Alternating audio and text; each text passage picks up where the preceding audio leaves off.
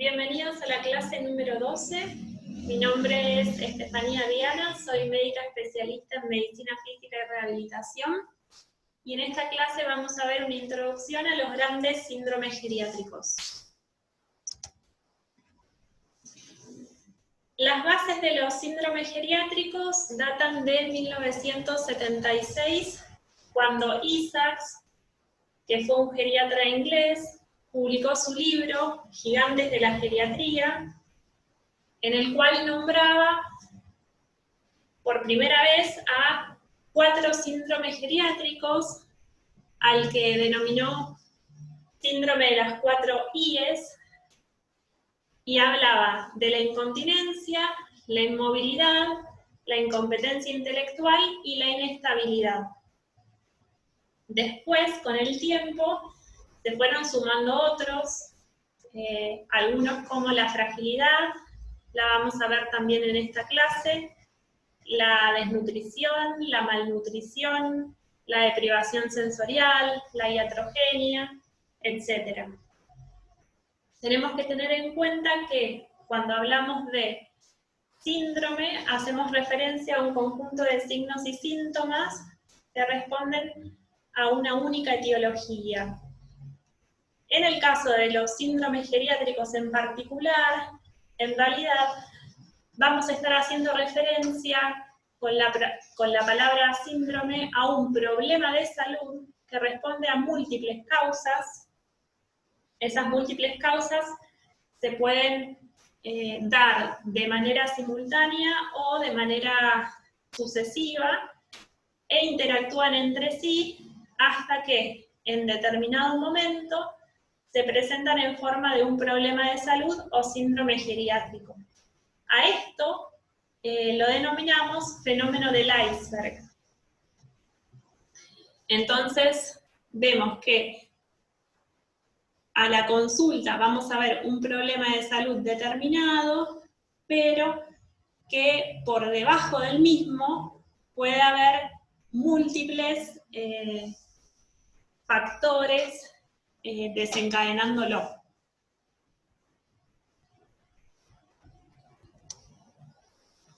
Veamos algunas de las características que comparten los síndromes geriátricos.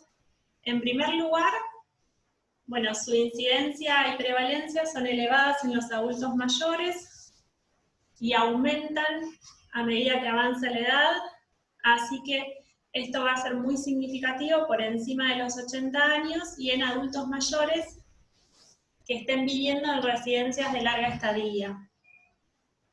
En segundo lugar, como ya dijimos, se presentan como un síndrome derivado de múltiples causas y presentan el fenómeno del iceberg.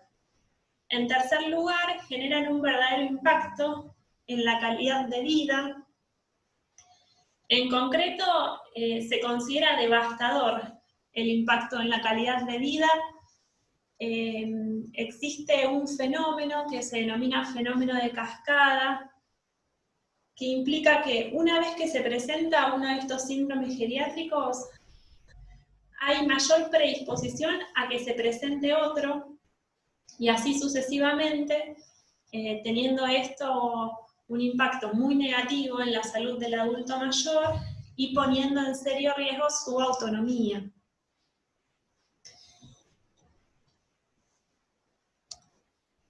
Y por último, debemos decir que los síndromes geriátricos, para su abordaje, van a requerir de la VGI o valoración geriátrica integral, de un equipo interdisciplinario, estamos hablando tanto para el diagnóstico como para el tratamiento, y del correcto uso de los niveles asistenciales, siempre iniciando por el nivel de atención primaria de la salud y derivando al paciente a consultas especializadas si lo requiriera.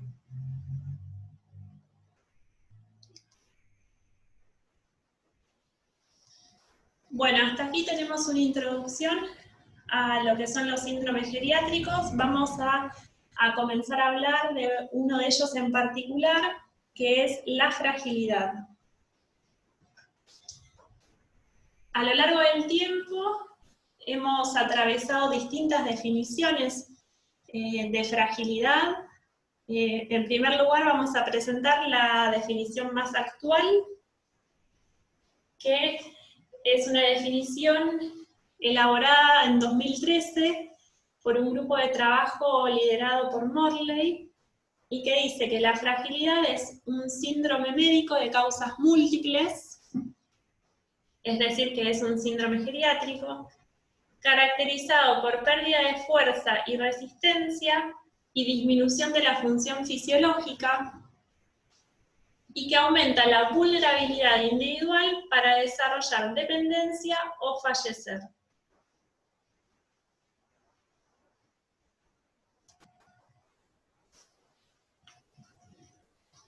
Esa es la que nombramos recién, es la definición más actual.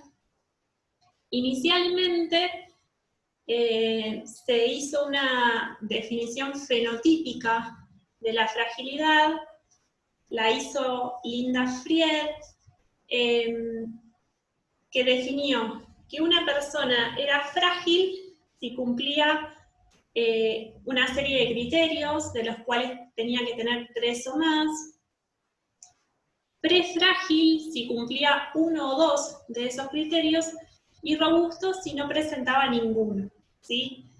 Los criterios que definían el fenotipo de fragilidad son 5.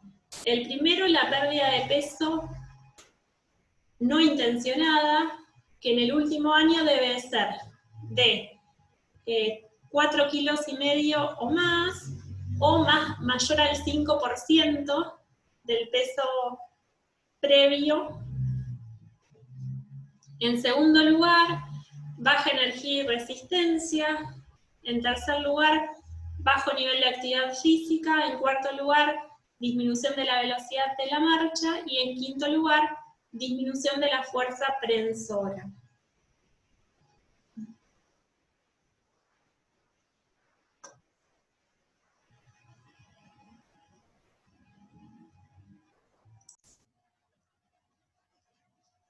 Vamos a nombrar algunas características asociadas a la fragilidad. Una de ellas es el sexo femenino, ¿sí? La fragilidad se presenta en la mujer 2 veces más que en el hombre, o con una relación 2:1. La edad es un síndrome que aumenta su incidencia y prevalencia a medida que aumenta la edad. Se asocia también a dependencia en las actividades básicas de la vida diaria y en las actividades instrumentales de la vida diaria. A pluripatología o comorbilidad, esto es a la presencia de enfermedades crónicas, entre las que destacan las enfermedades pulmonares como la EPOC, enfermedades cardiovasculares como la fibrilación auricular, la insuficiencia cardíaca, el ACV, y otras enfermedades como pueden ser los parkinsonismos, el deterioro cognitivo y la depresión. Volviendo al fenotipo, tenemos que saber que estamos hablando de un fenotipo o un síndrome dinámico, ¿sí? Entonces, tenemos un continuo con un paciente robusto, prefrágil y frágil, y el paciente puede desplazarse sobre ese continuo en cualquiera de los 2 sentidos, ¿sí? De allí su interés en detectar y tratar este síndrome.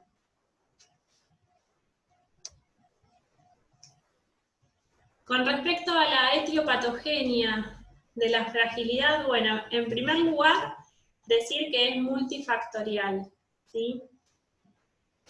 Sin embargo, hay un componente que se considera clave y es la sarcopenia. La sarcopenia, como ya hemos visto, se define como una pérdida de masa muscular asociada a la edad. Esta sarcopenia tiene como consecuencia la disminución del ejercicio y del gasto cardíaco, tanto en ejercicio como en reposo, y por lo tanto una disminución también de la ingesta, y en particular de la ingesta de proteínas. Así se cierra un círculo que Linda Fried denominó el ciclo de la fragilidad, ¿sí? Y que sería el componente principal en la etiopatogenia de este síndrome. Existen otros componentes, destaca la inflamación crónica. Sabemos que los adultos mayores tienen un estado de inflamación crónica, pero de bajo grado.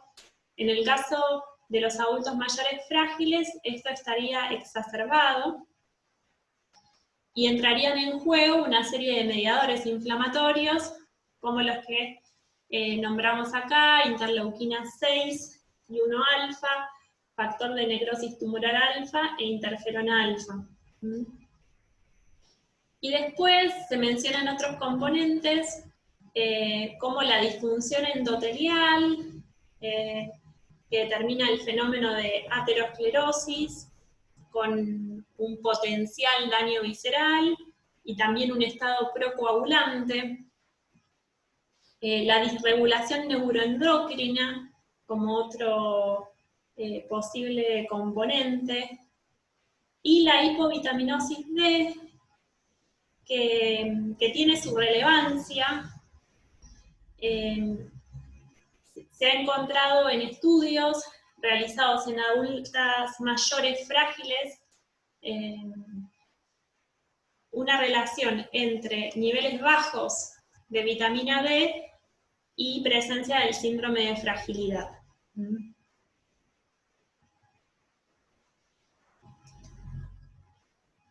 Bueno, acá nos preguntan si son sinónimos la fragilidad, la comorbilidad y la discapacidad.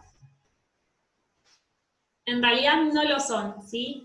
Y tenemos que decir que un 25% de adultos mayores frágiles no presentan discapacidad ni comorbilidad. De todos modos, son términos que se encuentran muy relacionados.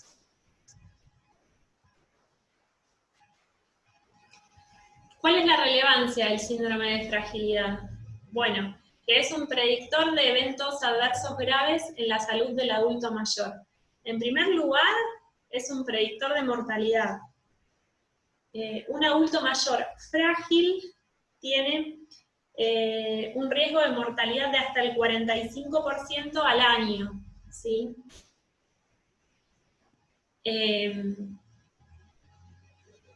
¿Qué otros riesgos presenta el síndrome de fragilidad? Bueno, riesgo de dependencia en actividades básicas de la vida diaria y actividades instrumentales de la vida diaria, riesgo de deterioro de la movilidad, riesgo de caídas y un riesgo aumentado de ingreso hospitalario por presentar intercurrencias agudas, y un riesgo aumentado de institucionalización, ¿sí? Por el posible estado de discapacidad al que lleve el síndrome de fragilidad.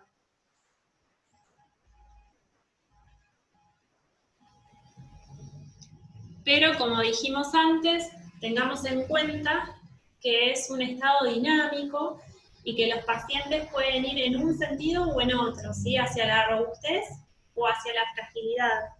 Entonces, estamos hablando de un estado que es reversible si está presente y prevenible si no se ha instaurado. Y de allí su interés.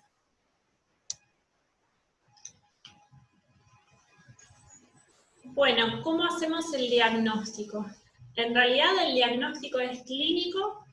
El principal instrumento para hacer el diagnóstico va a ser una valoración geriátrica integral. Recuerden que la valoración geriátrica integral abarca distintos aspectos del adulto mayor, como los aspectos clínicos, mentales, funcionales, sociales, sensoriales, etc. Se han desarrollado algunas herramientas que permiten orientar y apoyar el diagnóstico clínico que hagamos. Entre ellas, la más extendida es la Short Physical Performance Battery, que figura acá en la diapositiva. También se lo conoce como test de Guralnick, y consta de 3 componentes que se deben tomar en este orden que figura en particular para evitar fatigar al paciente y que los rendimientos que obtengamos no sean fiables. Lo primero que se toma es una prueba de equilibrio. En segundo lugar, una prueba de velocidad de la marcha en 2,4 metros o 4 metros. Y en última instancia, un test de levantarse de la silla. Según el rendimiento del adulto mayor en cada uno de los ítems, vamos a ir anotando puntos que van a ir desde 0 como el peor resultado hasta 12 como el mejor resultado. Pero siempre que obtengamos puntuaciones por debajo de 10 son indicativas de fragilidad y de riesgo de presentar caídas y de discapacidad.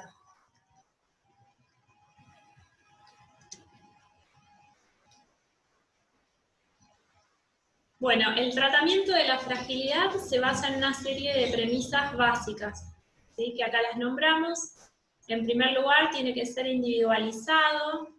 Esto quiere decir que tiene que estar adaptado al paciente que tengamos enfrente y debe tener en cuenta sus rutinas y hábitos previos a la instalación del síndrome de fragilidad. En segundo lugar, tiene que ser mantenido en el tiempo. Como el síndrome de fragilidad requiere intervenciones de rehabilitación para revertir, estas intervenciones son a mediano y largo plazo, ¿sí? No son tan breves como intervenciones agudas que podamos conocer para otras patologías. En tercer lugar, el abordaje debe ser multidimensional, teniendo en cuenta aspectos físicos, cognitivos y sociales, y dirigido hacia que el paciente recupere en la mayor medida posible su independencia y su autocuidado. Por supuesto va a requerir apoyo para facilitar la adherencia al plan. Esto es por parte de un equipo interdisciplinario y también por parte de sus familiares, cuidadores o referentes.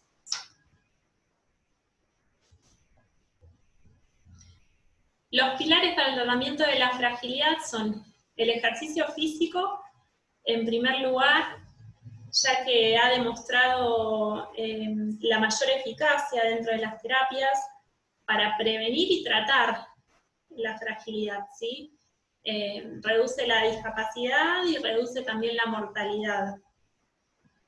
Y también otro pilar es el estado nutricional del adulto mayor.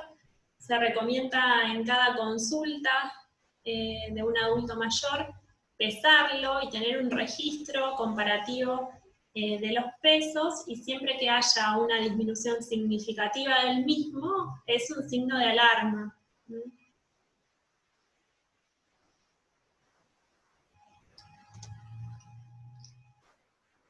Acá simplemente comentarles que una línea de investigación actual es justamente las dietas que podrían aportar beneficios frente al síndrome de la fragilidad. Si bien no está disponible como evidencia científica, esto es un adelanto, hay estudios que de tipo metaanálisis que han determinado una reducción del riesgo de fragilidad de un 60% con dietas mediterráneas. Las dietas mediterráneas son aquellas que incluyen frutas, verduras, frutos secos, pescados, legumbres, cereales, y que tienen una ingesta muy reducida de otro tipo de carnes o de lácteos. Bueno, en ese sentido, es una línea de investigación interesante en el momento. Siempre tener en cuenta en la dieta del adulto mayor cuál es su ingesta de proteínas. Esto también puede ayudar, siempre que no haya una enfermedad renal instalada, debemos tener en cuenta que los adultos mayores tienen un requerimiento diario de proteínas mayor que los adultos jóvenes, ¿sí? Esto va de 1 a 1,2 gramos por kilo de peso por día. Bueno, y hasta aquí hemos hablado de los principales síndromes geriátricos. Ahora nos tocan algunas definiciones para ir terminando la clase. Vamos a definir comorbilidad.